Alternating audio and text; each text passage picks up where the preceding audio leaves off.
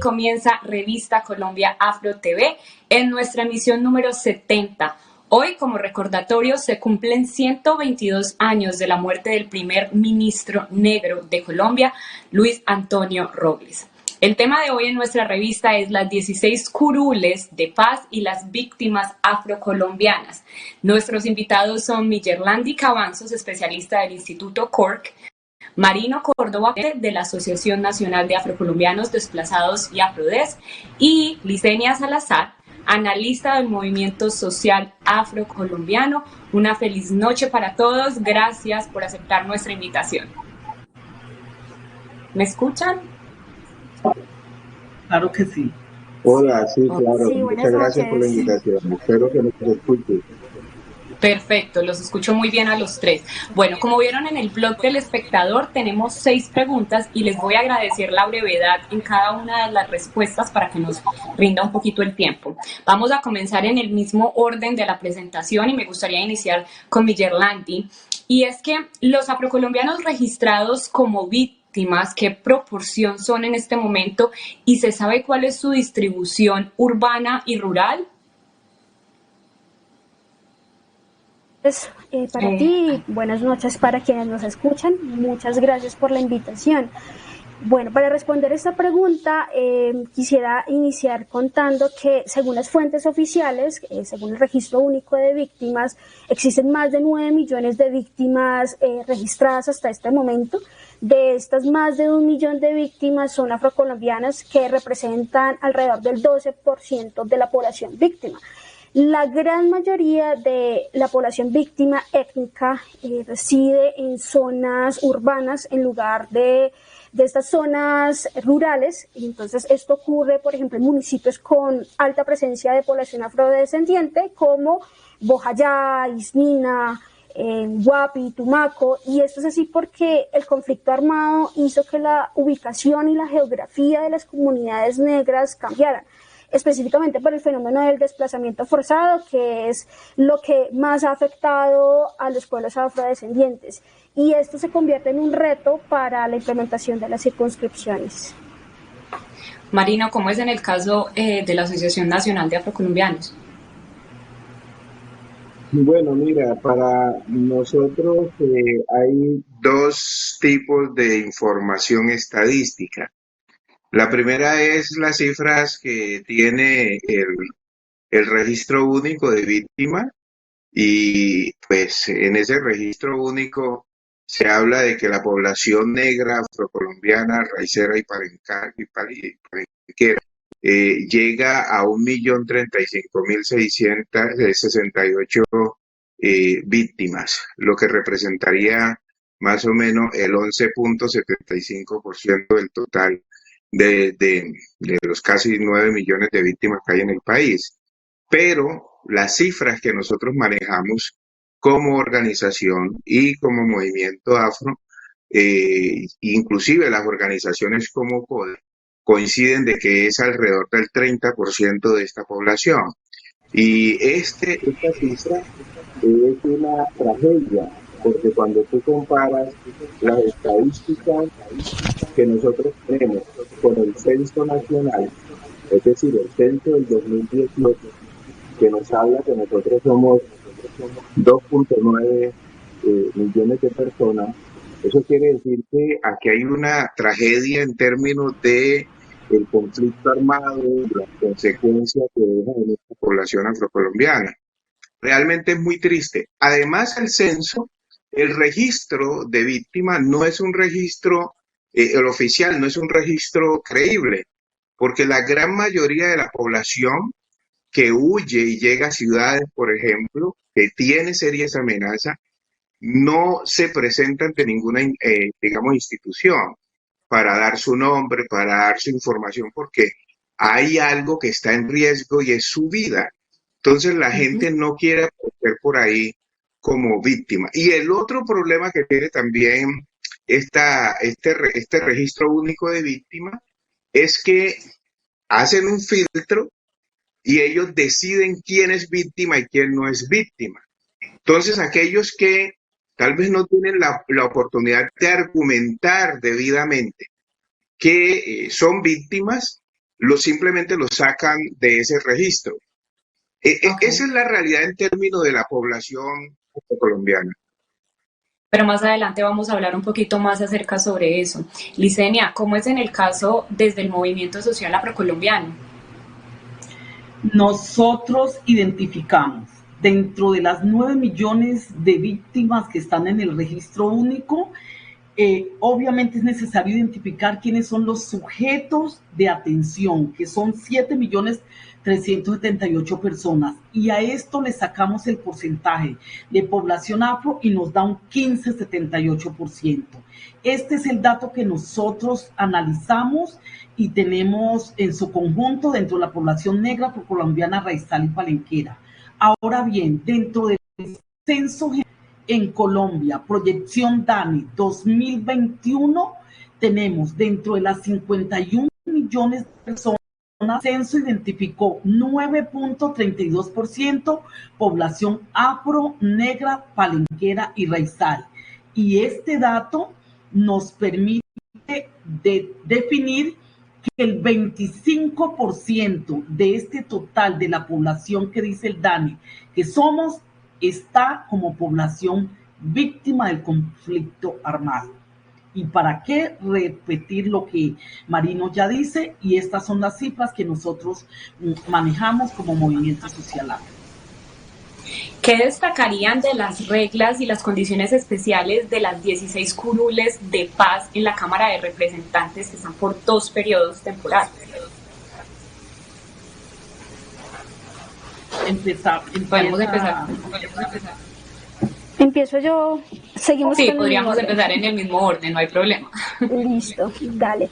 Bueno, entonces, implementar las circunscripciones transitorias especiales de paz, que es el nombre con el cual fueron creadas esas circunscripciones tanto en el acuerdo como en el acto legislativo que le dio vida.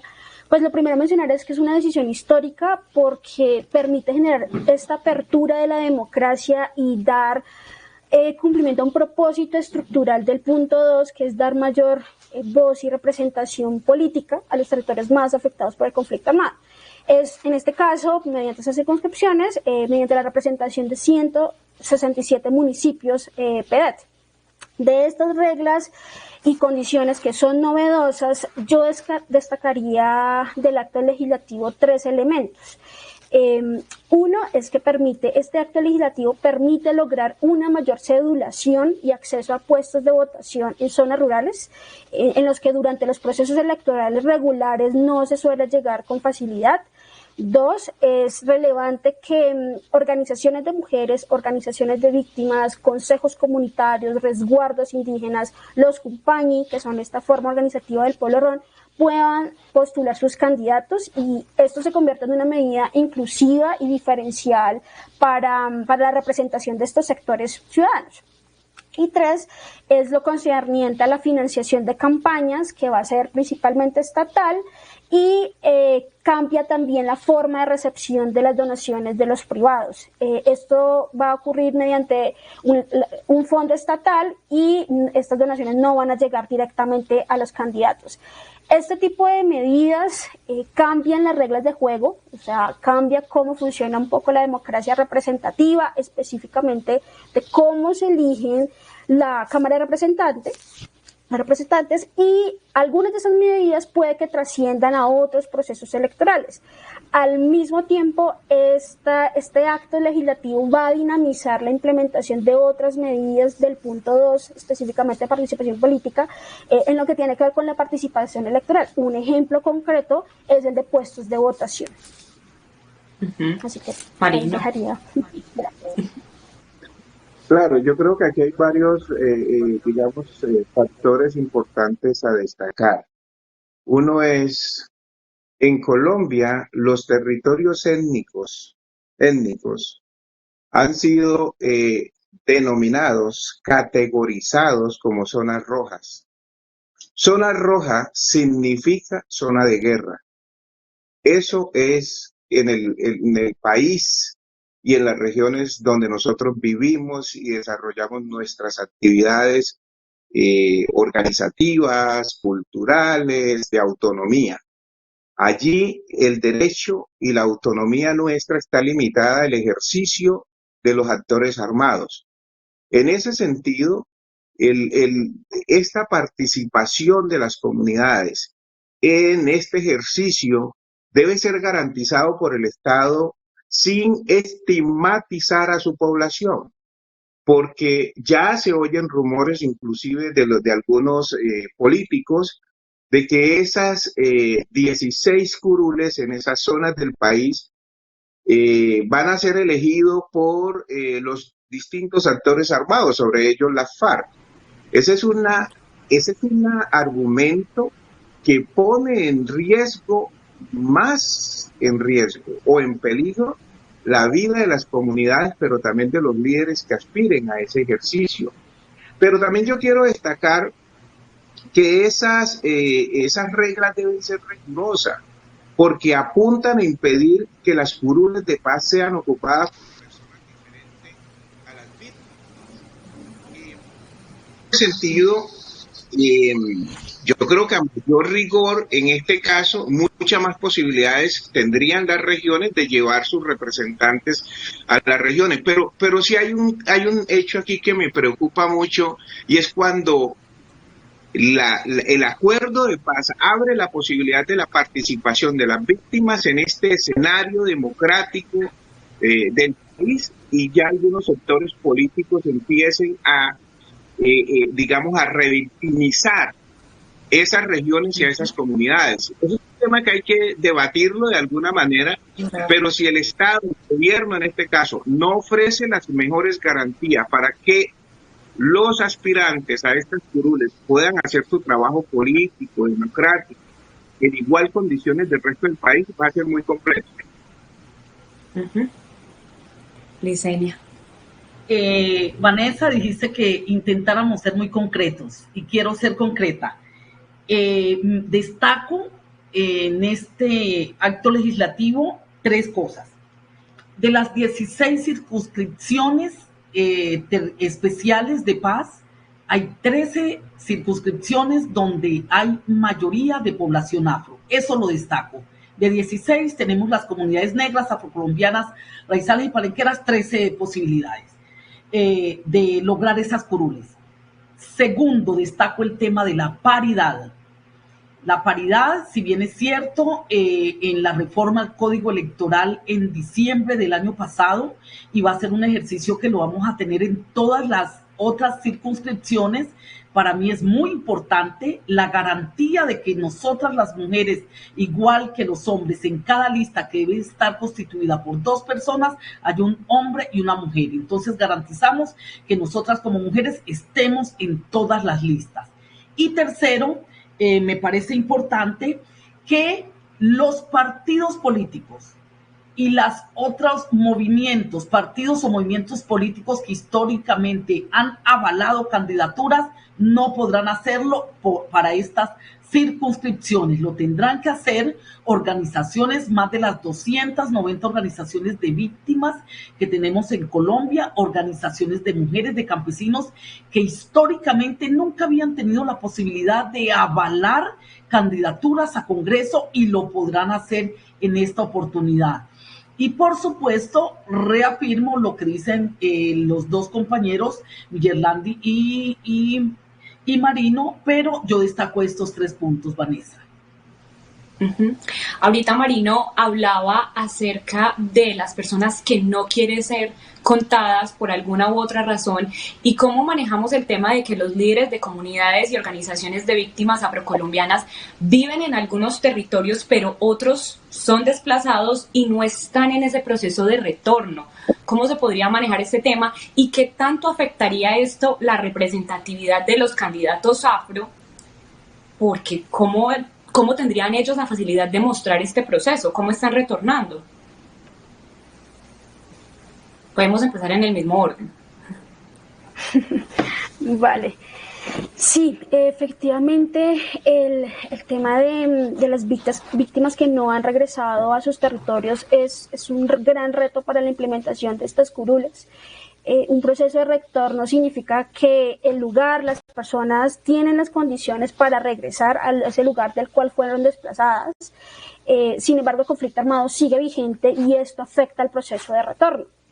Entonces, aquí, digamos que el llamado que hacemos desde la labor del proceso de monitoreo a la implementación del acuerdo de paz y la invitación que se hace es que las autoridades electorales, el gobierno nacional, deben resolver cómo se garantizarán estos dos derechos, de derechos a votar, derecho a ser elegidos, cuando las personas aún no han regresado a su territorio.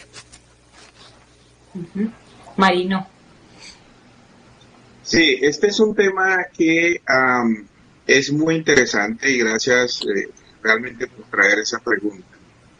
Nosotros abordamos el tema de las víctimas como una organización que ayuda de alguna manera a facilitar a las víctimas frente a una responsabilidad del Estado, de las instituciones.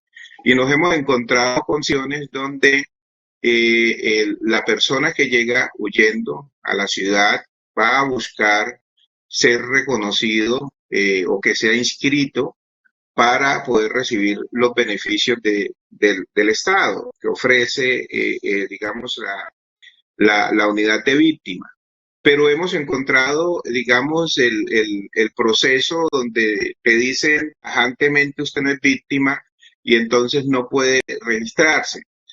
Ese hecho se presenta igualmente cuando hay retorno. El retorno para nosotros es una situación, digamos que puede ser voluntaria o puede ser en acuerdo con el gobierno nacional de víctimas.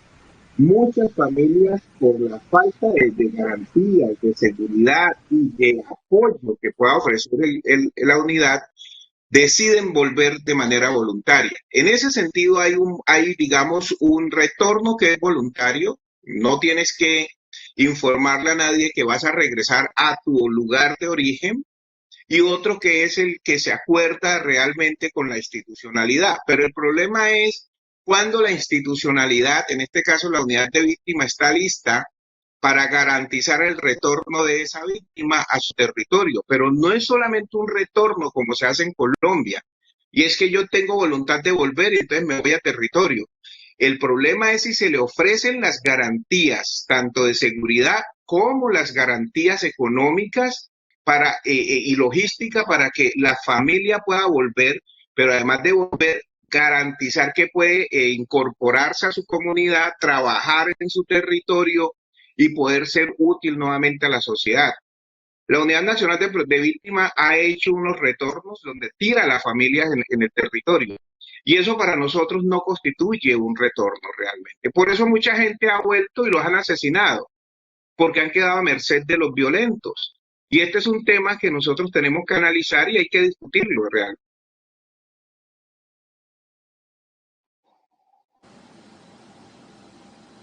Realmente veo muy complicado Hola. Sí, ahora sí te escucho.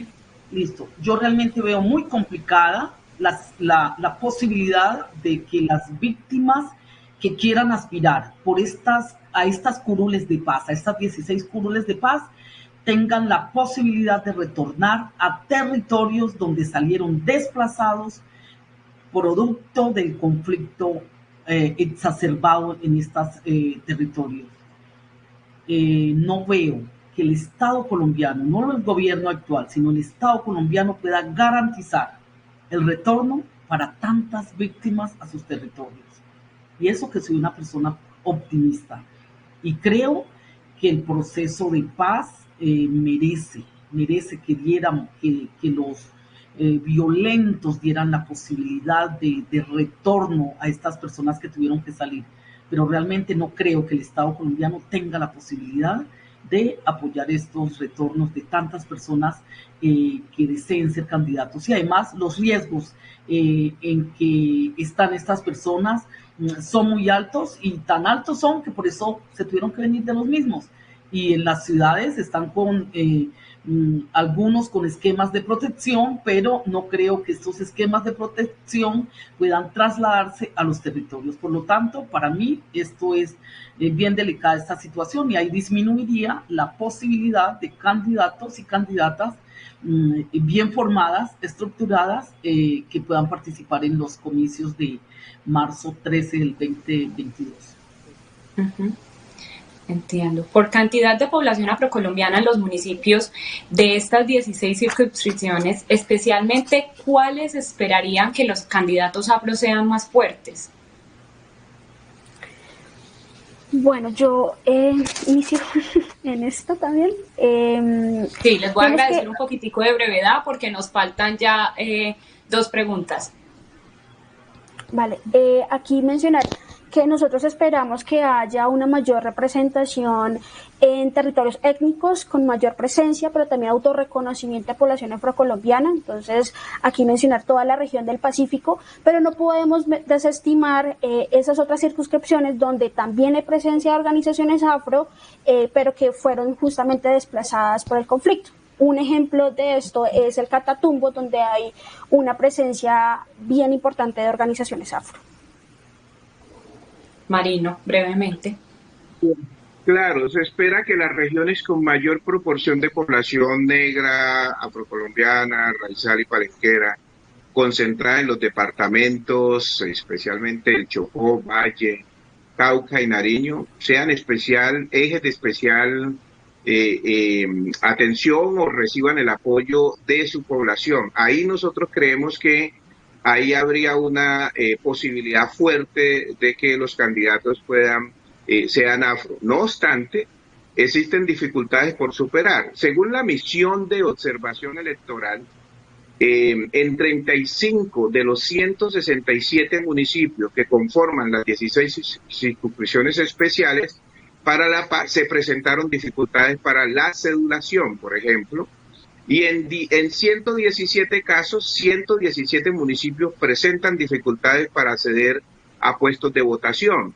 Aunque el informe de la MOE se haya desarrollado en el año 2017, no es claro el panorama a hoy, pero estos son hechos, digamos, relevantes que hay que tener en cuenta para garantizar la participación de los afrocolombianos en ese proceso. Uh-huh.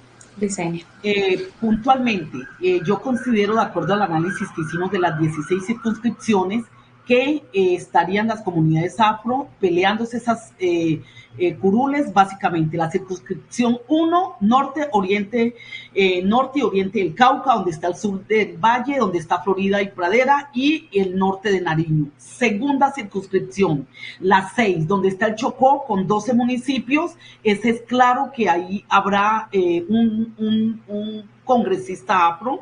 La circunscripción 9, que la componen Guapi, Timbiquí, López de Micay y Buenaventura, también estoy absolutamente segura, obviamente, que allá habrá un representante. La cuarta sería Nariño, donde están 11 municipios del Pacífico nariñense, que es claro, y la última, el Urabá antioqueño, que es la circunscripción 16.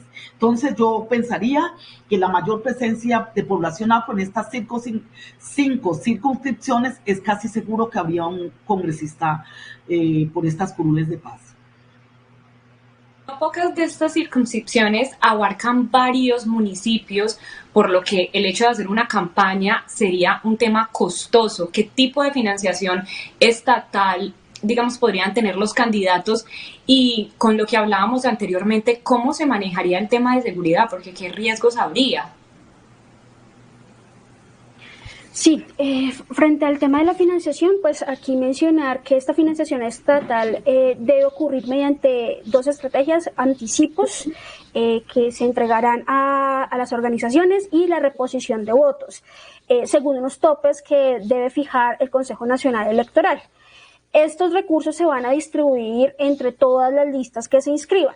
También se pueden recibir donaciones de particulares, pero como les mencionaba al inicio, estas donaciones se entregarán a un fondo estatal en vez de entregarse directamente a las campañas, y también se van a distribuir de forma equitativa entre todas las campañas.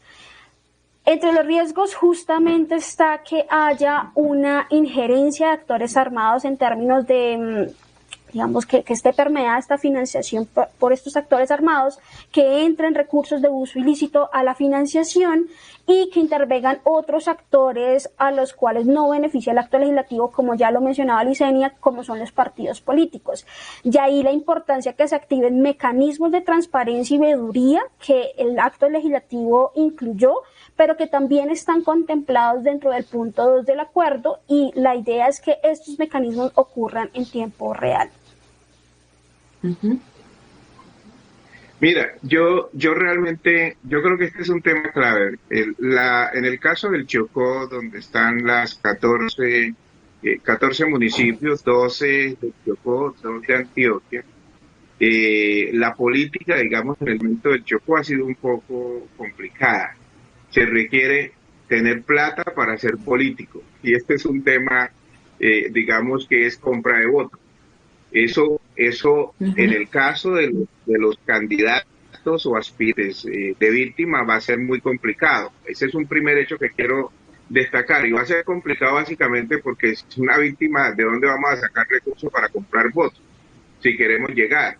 Entonces aquí hay que tener mucho cuidado de que no se vayan a dar ese tema de compra de voto, o que simplemente hayan candidatos que estén, digamos, protegidos o bajo algún partido o algún cacique electoral de la zona que lo ponga ahí simplemente para cumplir esa función. El otro tema es el tema de orden público. El tema de orden público en las zonas rurales, en el Chocó, es bastante complejo. Y ahí va a haber un problema también para poder hacer el ejercicio pedagógico, el ejercicio también democrático, de poder presentar su nombre, de poder asumir responsabilidad. Yo creo que eso es un tema que hay que considerar.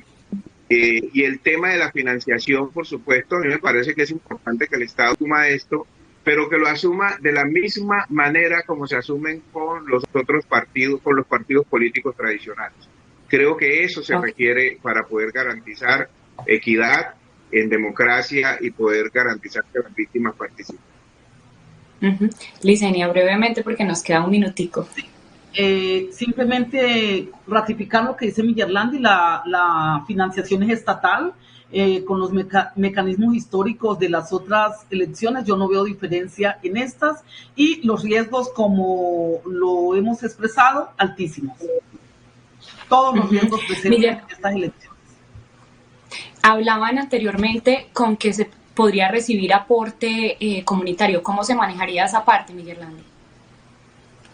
Pues no es tanto un aporte comunitario, sino que haya donaciones de particulares. Normalmente las donaciones en otras campañas llegan directo a los candidatos, y lo que dispone este acto legislativo es que privados, es decir, una persona que quiera aportar a esa campaña, no puede hacerlo al candidato o a la organización, sino que debe entregárselo a un fondo especial que va a crear el Consejo, que tiene el Consejo Nacional Electoral, y redistribuye esos recursos desde este fondo del Consejo Electoral. Ok, bueno, muchísimas gracias. Nos quedó pendiente una pregunta, pero pues espero tener otra oportunidad para poder discutir con ustedes. Muchísimas gracias por aceptar la invitación, y muchísimas gracias pues porque obviamente es una conversación de interés público. Aquí termina Revista Colombia Afro TV. Recuerden, nos vemos el próximo miércoles a las 7:30 de la noche, y recuerden prevenir el contagio. Feliz noche.